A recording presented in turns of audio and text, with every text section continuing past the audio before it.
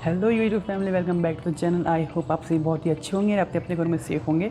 सबसे पहले I am really sorry कि बहुत टाइम से वीडियो नहीं डाल पाया। एंड अब हमारे फैमिली जो हमारे चैनल पे 100+ मेंबर्स हो चुके हैं, तो thank you for our love and support. ऐसे सपोर्ट करते रहिए।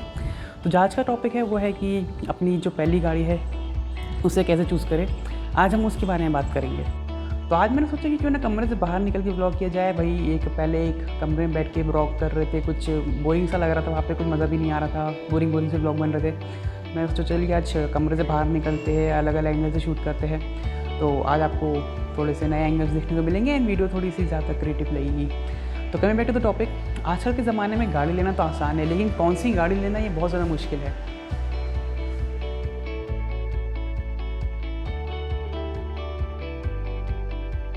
हैचबैक या सेडान, पेट्रोल और डीजल, ऑटोमेटिक या मैनुअल, 5 सीटर और 7 सीटर, एसयूवी या एमयूवी। तो ये सारा कंफ्यूज दूर करने के लिए मैंने क्या किया है, मैंने सिंपल से एक 2 कैटेगरीज बनाई है, जिससे कि आपका काफ़ी हद तक के सारा जितना भी कन्फ्यूजन वो दूर हो जाएगा। तो स्टार्ट करते हैं कैटेगरी 1 से। कैटेगरी 1 में है बेसिकली 4 पॉइंट्स। पहला पॉइंट जो है वो है कि हमें ये देखना कि हमारे कार में मैक्स टू मैक्स कितने लोग ट्रैवल करने वाले हैं एंड हमारी फैमिली मेम्बर्स में कितने लोग हैं। सपोज़ आपकी फैमिली मेम्बर में 4 लोग हैं, तो मैक्सिमम टाइम आप 4 ही लोग ट्रैवल करेंगे। तो आपको अपनी गाड़ी 4 लोग के हिसाब से कंफर्टेबल है या नहीं, ये देखना पड़ेगा। क्योंकि सबसे ज़्यादा टाइम आप 4 लोग ट्रैवल करने वाले, फ़र्क नहीं पड़ता कि बाद में 5 या 6 लोग बैठेंगे, लेकिन मैक्सिमम टाइम तो 4 ही लोग बैठने वाले हैं। तो पहले पॉइंट में आपको ये देखना है कि आपकी गाड़ी 4 लोग के हिसाब से कंफर्टेबल है या नहीं। ये था फर्स्ट पॉइंट। अब सेकंड पॉइंट की बात करते हैं। सेकंड पॉइंट में हमें ये देखना है कि हमारी गाड़ी सबसे ज़्यादा किस टाइप के रोड पर ट्रैवल करने वाली है। क्या वो हाईवेज़ पर सबसे ज़्यादा चलेगी, या वो इससे वो रूरल एरियाज़ में ज़्यादा चलने वाली है, या सिर्फ सिटी में ट्रैवल करेगी। एंड या तो फिर हम अगर आप पहाड़ी इलाकों पर रहते हैं तो उस टाइप की रोड्स पर ट्रैवल करने वाली है। ऐसा कभी नहीं होगा कि गाड़ी हमेशा एक ही टाइप के रोड पर ट्रैवल करेगी, जाहिर सी बात है। इंडिया में हर टाइप की रोड घर पे ही आ जाता है। जान लीजिए अगर आप रोड ट्रिप्स करते हैं बहुत ज़्यादा, तो आपको हर टाइप की रोड देखने को मिलेगी। लेकिन ये पॉइंट इसलिए है ताकि आपको एक ग्राउंड क्लियरेंस का आइडिया लग जाए कि मिनिमम आपको ग्राउंड क्लियरेंस की कितनी रिक्वायरमेंट है। सपोज़ अगर आप सबसे ज़्यादा हाईवेज़ पे ही ट्रैवल करने वाले हैं तो आपको ग्राउंड क्लियरेंस की ज़्यादा रिक्वायरमेंट नहीं रहेगी। तो आपके लिए उसके हिसाब से एक मिड साइड सेडान या फुल साइज सेडान सही रहेगी। अब आप इन 2 पॉइंट्स के बेसिस पे ये डिसाइड कर सकते हैं कि आपको किस टाइप की कार कैटेगरी में जाना है। क्या आपको हैचबैक लेनी है, क्या आपको सेडान लेनी है, या आपको कॉम्पैक्ट एसयूवी लेनी है, मिड साइज एसयूवी लेनी है, क्या आपको फुल टाइम एसयूवी लेनी है, या क्रॉसओवर लेनी है। तो इन 2 पॉइंट्स के बेसिस पे आपको ये आइडिया लग जाएगा, एक रफ आइडिया तो लग ही जाएगा कि आपको किस टाइप की बॉडी टाइप में जाना है। क्योंकि आपको पता है कि आपके साथ में कितने लोग ट्रैवल करने वाले हैं एंड किस टाइप की रोड पे आपकी गाड़ी फसल चलने वाली है। तो इससे आपको एक रफ आइडिया लग जाएगा एंड आप इन 2 पॉइंट के बेसिस पे ये डिसाइड कर पाएंगे कि आपको किस कैटेगरी की कार लेनी है। अब बात करते हैं थर्ड पॉइंट की। तो थर्ड पॉइंट में हमें ये देखना है कि हमारा फ्यूल टाइप क्या रहने वाला है।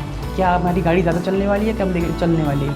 अगर आपकी गाड़ी ज़्यादा चलने वाली है तब आपको डीजल प्रेफर करना है। लेकिन अगर आपकी गाड़ी कम चलने वाली है, सपोज़ मतलब वीकली आपकी गाड़ी निकलती है वीकेंड्स पे, तो आपको पेट्रोल प्रेफर करना चाहिए। एंड आजकल सीएनजी का भी ऑप्शन आ रहा है, तो उसके हिसाब से भी आपको देखना पड़ेगा। तो थर्ड पॉइंट में आपको ये डिसाइड करना है कि आपको गाड़ी किस फ्यूल टाइप में लेनी है, पेट्रोल, डीजल या सीएनजी। ये था हमारा third point. And fourth and last point की बात करें तो हमें इसमें ये देखना है कि हमें गियर बॉक्स किस टाइप में चाहिए, हमें ऑटोमेटिक में लेना है या हमें मैनुअल में लेना है। तो आपको कंफर्ट के हिसाब से देखना पड़ेगा कि आपको मैनुअल चाहिए या ऑटोमेटिक। अगर मान लीजिए अगर आप सिटी में रहते हैं एंड सबसे ज़्यादा आपको डेली ऑफिस यूज़ के लिए कार चाहिए, तो जाहिर सी बात है आप एंड आपके सिटी में ट्रैफिक बहुत ज़्यादा है, तो आप ट्रैफिक में फंस के मैनुअल कार चलानी चाहिए, आपकी प्रेफरेंस ऑटोमेटिक ही रहेगी। तो इस टाइप से आपको देखना है कि आपकी जो रिक्वायरमेंट है एंड आपके कंफर्ट के अकॉर्डिंग आपको ये देखना पड़ेगा कि आपको मैनुअल कार चलाना पसंद करेंगे या ऑटोमेटिक कार चलाना पसंद करेंगे।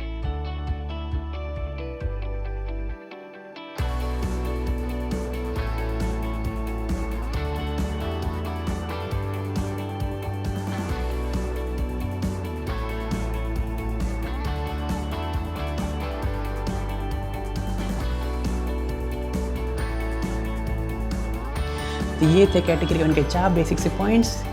आई होप आपको 4 पॉइंट्स क्लियर हो गए होंगे।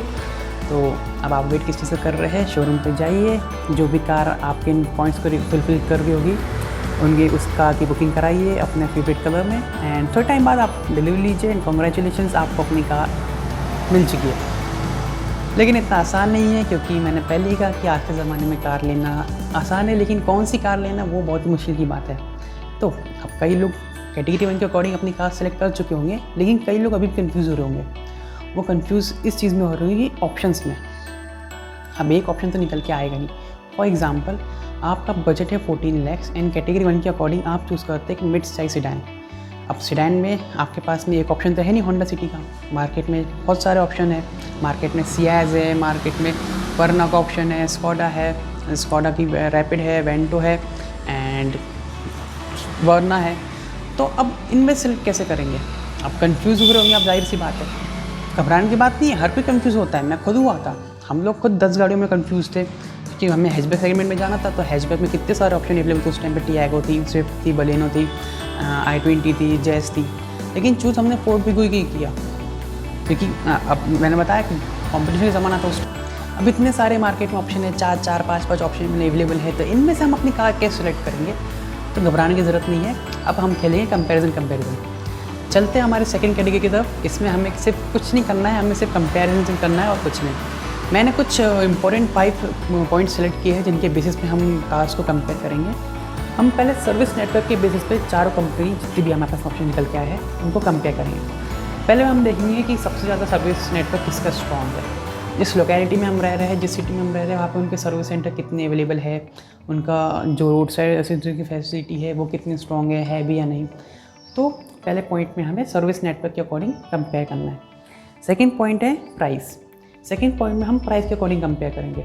सेकंड प्राइस हम ये देखेंगे कि जो भी कार जिस प्राइस पॉइंट पे ऑफर हो रही है उस प्राइस पॉइंट में वो वैल्यू फॉर मनी है या नहीं, या वो जिस प्राइस पॉइंट पे आ रही है वो उस हिसाब से महंगी है या उस हिसाब से सस्ती है। तो सेकंड पॉइंट में हम कंपेयर करेंगे प्राइस के according. Now third point is build quality. ये सबसे इंपॉर्टेंट पॉइंट लगता है मुझे, क्योंकि गाड़ी का सेफ होना बहुत ज़रूरी है। कोई भी जिम्मेदार आदमी अपनी फैमिली को एक अनसेफ गाड़ी में लेकर ट्रैवल नहीं करना चाहेगा, तो गाड़ी का सेफ होना बहुत इंपॉर्टेंट है।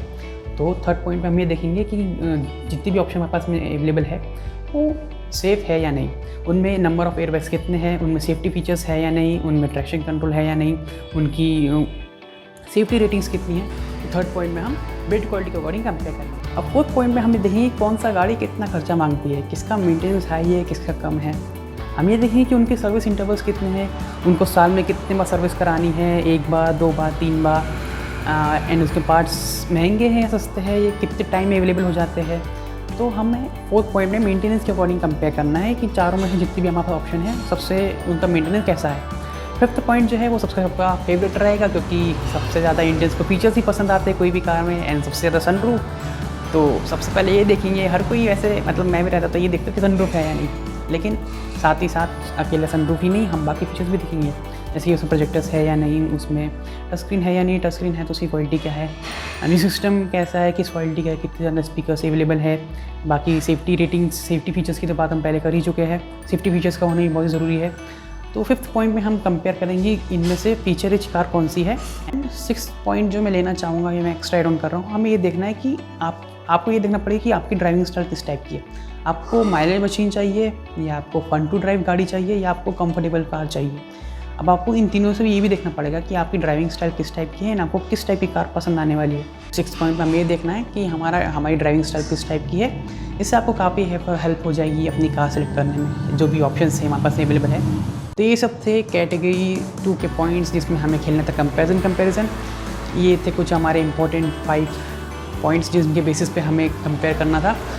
ज़रूरी नहीं है कि आपको इसी सीक्वेंस में कंपेयर करना है, ये पॉइंट्स ऊपर नीचे हो सकते हैं। ज़रूरी नहीं है कि पहले मेंटेनेंस ही देखना था, फिर बिल्ड क्वालिटी, फिर प्राइस पॉइंट वगैरह वगैरह। आप अपने अकॉर्डिंग अपने ऊपर नीचे कर सकते हैं।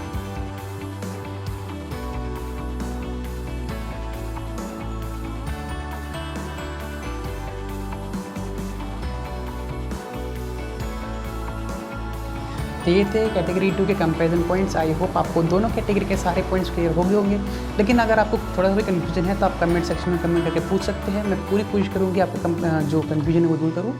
एंड अगर आपको वीडियो थोड़ा सा भी इन्फॉर्मेटिव लगा है तो प्लीज़ वीडियो को लाइक कर दीजिए एंड शेयर कर दीजिए अपने उन दोस्तों के साथ में जो भी अपनी नई कार प्लान कर रहे हैं। एंड अगर आप इस कंपैरिजन के बेसिस पे कोई भी कार लेते हैं तो प्लीज़ कमेंट करके बताइएगा, मुझे पर्सनली बहुत खुशी होगी। एंड इस वीडियो में मैंने जो first hand and second hand car लेनी चाहिए उसको उसमें मैंने ऐड नहीं किया, क्योंकि ये एक खुद में बहुत बड़ा टॉपिक है। अगर मैं इसमें ऐड कर देता तो वीडियो बहुत लंबी बन जाती। तो हमारा जो नेक्स्ट वीडियो है वो इस पे ही होने वाला है कि फर्स्ट हैंड लेनी चाहिए, सेकेंड हैंड लेनी चाहिए। एंड प्लीज़ अपने घर पे रहिए, सेफ रहिए, मास्क यूज़ करिए जब भी बाहर निकल रहे हैं तो। And thank you guys for watching.